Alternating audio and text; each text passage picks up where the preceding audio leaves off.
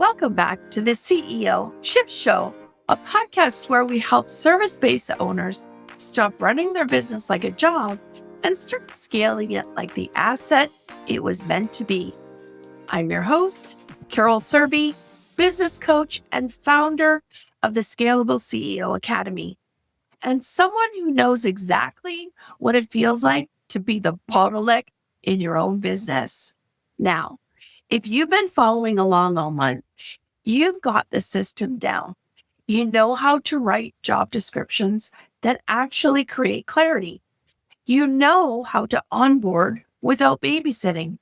And you know the tools and rhythms that keep your business moving without chaos. But here's the real truth. The hardest part of delegation isn't ClickUp. It isn't Loom. It isn't your job scorecard. It's you. It's the emotional resistance, that knot in your stomach when you wonder if someone else will mess it up. That's the little voice that says, it's faster if I just do it. It's the fear of wasted money when the work doesn't look like what you imagined. And if you've ever hired a VA or a contractor, handed off a task, and then snatched it right back because it wasn't done your way, then you're in the right place. Let me take you back to the early years of my concrete company. I wore all the hats: sales, bookkeeping, scheduling, customer service, and it all had to be done, and I did it. Eventually, I brought in help, but I didn't actually let them help. I just delegated a call and then hovered nearby. If I overheard the wording and it wasn't exactly what I would have said, I'd jump in. I'd assign invoicing, then stay up late rechecking every number because I didn't trust a system. That's what I call delegation whiplash. I hand it off. I take it back. I redo it myself. And honestly, it left me totally exhausted. So I'd like you to just stop for a minute, reflect. Maybe you've done this too. And whether it's a VA drafting your social posts, a bookkeeper entering receipts, or a foreman running a job site, you hand it over, then your brain screams, "That's not how I would have done it." Here's the truth. Delegation struggles aren't about the skill. They're about identity. Because shifting out of operator into orchestrator isn't just tactical, it's emotional. As an operator, you are the doer. The value is tied to the output. As an orchestrator, your value is tied to leverage. You create results through others. And that shift requires trust. And trust actually feels really risky when you've built your business with your own two hands. But if you want to scale, you have to get comfortable with other people doing it a little bit differently and still being successful. Let's talk about one of the biggest fears when it comes to delegation, and that is fear of losing control. Every client I coached has said some version of this. I'm scared to hire because what if I lose track of what's happening? What if the ball gets dropped? What if a client stops trusting us? So here's a reframe for you. Control doesn't come from hovering. Control comes from visibility. And visibility comes from safeguards. So let's talk a minute about scorecards and outcomes. Scorecards and outcomes track results, not activities. And we talked about this in our last podcast. So for example, instead of Did you post on Instagram today?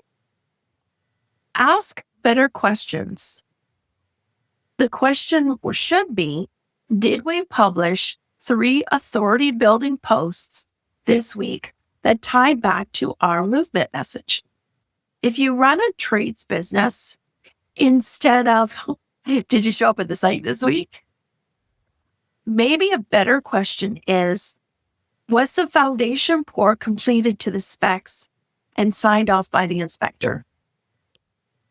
This is the difference between watching hands and measuring outcomes.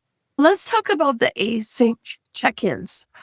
Micromanaging looks like hovering over Slack or firing off ticks all day long. A scalable CEO creates a rhythm. So that could be a weekly Loom update, which is maybe 3 to 5 minutes. A Monday priorities check-in, maybe as a Monday morning meeting for your heads of teams. And a lot of people don't talk about this, but I also like the Friday check-in, sometimes also called the Friday done list. So it's the opportunity on Friday to reach out to your teams, have a quick check-in, see what went right, see what we're on schedule for, and see what actions maybe we need to take on Friday afternoon in order to make Monday productive. When we implement these rhythms, you can actually see the momentum without the babysitting. And your team knows when and how to communicate with you. So we also want to provide some pro tips here, right? So we also want to build a blocked culture. Teach your team to report where they're stuck so you can help unblock them fast. And that's the one shift that will save you hours of frustration. Let's also talk about KPI visibility. We want to pick 3 to 5 leading indicators that tell you that the business is healthy. And so for a marketing assistant, that might be number of new leads booked, email open rates, social engagement. For a project manager, that might be number of jobs completed on time, rework rate, profit margin per project, staying on schedule. So here's a reframe. You don't need to watch your people. You need to watch your numbers. The numbers don't lie, and they don't need a coffee break. The lesson here is that when you have outcomes, rhythms, and KPI visibility, you create clarity. And that clarity builds trust. And that trust frees you up to actually be the CEO instead of the chief babysitter. And I want to be real with you. You can have all the scorecards in the world and still fall back into, I'll just do it myself. That's an identification game. And what you need to learn is you are moving from, I can do it faster, into my role is actually to create speed through others. If it's not perfect, it reflects on me. If it moves us forward, it's progress. And it also moves you from I'm the only one that knows how to I'm building a system so others can succeed. Every time that you take a task back, you protect your control, but you absolutely kill your growth. And this is a prime opportunity for us to talk about this week's power habit.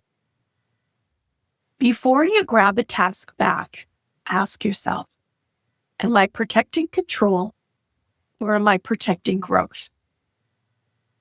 One of my clients, a marketing agency owner, had this exact struggle. Her designer created graphics that weren't exactly how she would have done them. She wanted to redo every Canva file. But she asked herself that question, and she realized protecting control was stealing her capacity.